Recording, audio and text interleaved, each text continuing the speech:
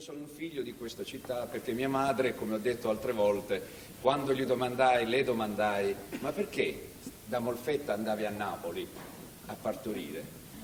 E lei, senza sapere che uno dei figli avrebbe fatto il giramondo, disse: e perché non si sa mai, se girate il mondo e vi domandano dove siete nato e voi dite a Napoli, il mondo vi rispetta.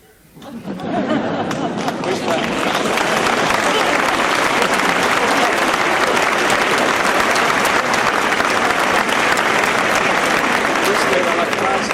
era la frase di una napoletana verace, di una vera napoletana tosta. E già dal momento che ho detto questo aggettivo, io sono uno tosto, ma non sono tosto perché ho studiato a Berlino, a Vienna o a Londra, perché ho studiato a Napoli.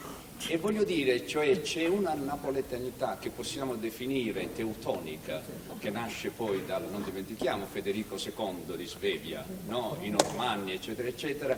E quindi passo la vita, oggi che sono nell'autunno della mia vita, a cercare di convincere, girando il mondo, che essere napoletani non significa essere identificati con certi elementi che finiscono di essere la parodia del folklore napoletano, ma noi siamo gente molto disciplinata e molto tenace, e quando non lo siamo disciplinati poi diventiamo anche simpatici al mondo, ma questo non deve essere preso superficialmente.